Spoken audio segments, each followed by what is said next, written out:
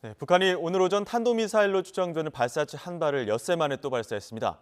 새해 벽두부터 연이어 미사일 도발에 나선 건 국제사회에 대한 반발 성격도 포함됐다는 평가도 나오는데요.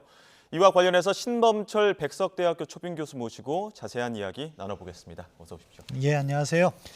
오늘 오전 7시 27분쯤입니다. 올해 들어 벌써 두 번째인데 왜 새해부터 이렇게 무력 시위에 나선 거라고 보십니까?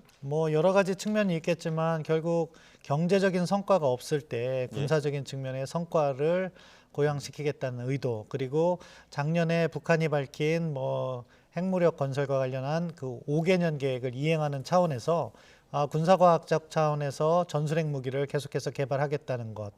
그리고 이제 북한에 대해서 안보리가 열렸는데 그런 거에 대한 저항. 그러니까 북한은 계속해서 핵을 보유한다 하는 강력한 의지를 피력하기 위해서 연초부터 이렇게 전술핵을 시험 발사하고 있다, 이렇게 볼 수 있겠습니다. 안보리에 대한 저항 말씀하셨기 때문에 이 시점도 한번 짚어봐야 될 것 같습니다. 유엔 안보리 비공개 회의 직후에 그 발사를 했고, 이 유엔 안보리 자체가 지난 발사에 대한 규탄도 들어있단 그렇죠. 말이죠. 예. 국제사회에 대한 어떤 메시지를 내놓은 거라고 볼 수 있겠죠. 그렇죠. 강력한 저항의 의지라고 봐야겠죠. 결국 도발의 선택, 날짜와 방식의 선택은 북한이 전적으로 결정할 수 있는 문제 아니겠습니까? 예. 그런데 지난 새벽에 유엔 안보리가 개최돼서 북한에, 그러니까 1월 5일에 발사한 단거리 탄도미사일, 예. 극초음속 미사일에 대해서 이제 결의는 나오지 못했어요. 그 상황에서 논의는 됐지만 비공개로 논의됐고, 미국과 영국을 중심으로 해서 그 몇몇 나라가 성명을 냈어요. 북한에 대해서 CVID라고 해서 완전한 그 비핵화를 요구한 거죠. 예. 그것에 대한 저항의 표시로서 이렇게 미사일 발사를 했다. 그것은 다시 말하면은 국제사회의 어떠한 압력에도 굴하지 않고 핵무기를 계속해서 개발하겠다는 의지의 피력이다, 이렇게 볼 수 있겠죠. 예, 국제사회 압력에 굴하지 않겠다, 이런 강한 의지 표명이란 분석을 해주셨는데, 일각에서는 이제 코로나19 때문에 방역의 문제, 또 경제적인 여건, 이런 또 재해도 많았었잖아요. 이렇게 코너에 몰리다 보니까 또 군사 도발을 한 것이다, 이렇게 분석도 하는데 일견 맞다고 보십니까? 예, 공감하는 부분이 있습니다. 그래서 앞서 그런 말씀을 해드린 건데요. 예. 지금 북한 정권 어렵습니다. 경제적으로 최악의 상황에 직면해 있거든요. 그런 상황에서 북한이 내세울 거라고는 군사력밖에 없다. 그렇기 때문에 연초부터 이렇게 단거리 탄도미사일, 전술핵이라고 결국에는 분류돼야 될 건데, 전술핵 미사일을 발사함으로 해서 북한은 군사 강국이다 하는 부분을 강조하면서 체제의 성과를 홍보하려는 그런 의도도 배경에 깔려 있다, 이렇게 평가합니다. 뭐라도 존재감을 드러내기 위해서라면 이게 군사력을 조금 더 과시하지 않았나, 이런 분석이신데요. 이번 발사 자체가 지난 발사 때는 극초음속 미사일이라고 북한 매체에서 이야기를 했었는데, 한미 군 당국은 좀 과장된 면이 있다, 이렇게 평가를 하면서 이에 대한 다시 한번 또 확인하기 위해서 또 미사일을 발사했다, 이런 분석들도 있던데요. 일단 오늘 발사에 대한 정확한 분석이 나와야지 제가 그것을 확답을 드릴 수 있다고 보는데요. 말씀하신 대로 지난 1월 5일 날 발사는 극초음속 미사일이라는 거는 비행 단계의 평균 속도가 마하 5가 넘어야 되는데 순간 속도로 마하 6을 도달한 건 있지만 평균 속도는 거기에 못 미쳤다. 그렇기 때문에 극초음속 미사일로 보기 어렵다는 평가가 있습니다.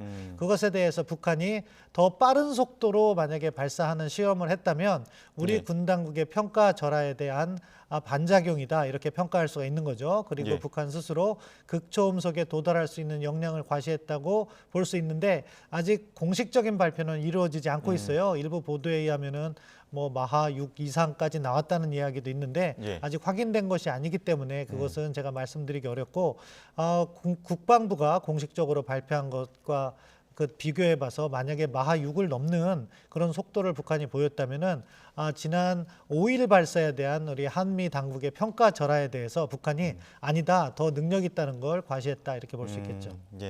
우리 정부 반응도 나왔는데 지난 5일 발사의 반응과는 조금 다릅니다. 지난 5일에는 우려를 표명했다면 이번 발사 때는 강한 유감을 표명했거든요. 상황이 엄중해졌다고 봐야 되는 겁니까? 그렇죠. 이게 일회성으로 그치지 않고 있잖아요. 예. 일회성으로 그치지 않는다는 것은 무엇이냐?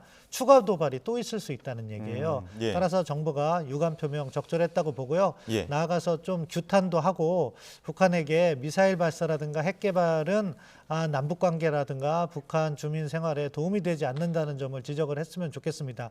아무튼 우리 정부도 지금 북한이 연이어서 미사일 발사하는 것에 대해서 우려를 표명하고 있고 이런 부분이 또 반복될까 봐 걱정을 하고 있는 것 같습니다. 예.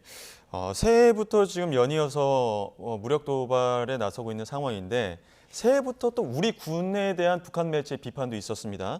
전쟁열을 이제 남측 군 당국이 고취하고 있다. 이렇게 이야기를 했는데 왜 이런 이야기가 나온 겁니까? 뭐 서욱 국방부 장관이 대비태세를 갖다가 강조했어요. 사실 우리에게도 좀 안 좋은 일이 있었잖아요. 예. 1월 1일 날 월북 사건이 있고 하니까 예. 군 기강 확립과 대비태세 강화 그런 것을 갖다가 강조했는데 그것은 북한이 자기들 명분으로 활용하는 거라고 생각합니다. 예. 대한민국 국군이 북한을 먼저 북침하겠다는 것은 계획도 없고 그렇게 할 가능성도 없다고 봅니다. 예. 그런데 북한은 우리 대비태세 강화를 갖다가 역이용하면서 자신들의 전술핵 무기 개발을 정당화하고 있다 이렇게 평가합니다. 예. 앞서 추가 도발에 대해서 우리 당국도 엄정하게 상황을 보고 있다 이런 말씀해 주셨는데 이 추가 도발 시점을 한번 또 짚어봐야 될 것 같아요. 다음 달 16일에 광명성절, 그러니까 김정일 국방위원장 생일이 있어서 이쯤에는 또 한번 추가 도발이 있지 않을까 이런 분석들도 나오는데 어떻게 예, 보십니까? 그렇죠. 전통적으로 북한의 도발을 보면은 중요한 행사가 있을 때 예. 그 말 이야기한 김정일 생일이라든가 또는 4월 15일 김일성 생일 예. 이런 것을 계기로 해서 체제 선전 효과를 거두기 위해서 도발을 해온 적이 있어요. 예. 따라서 그 점을 우리가 유의를 해야 되는데 예. 저는 약간 다르게 보는데요. 2월 중순경이면은요.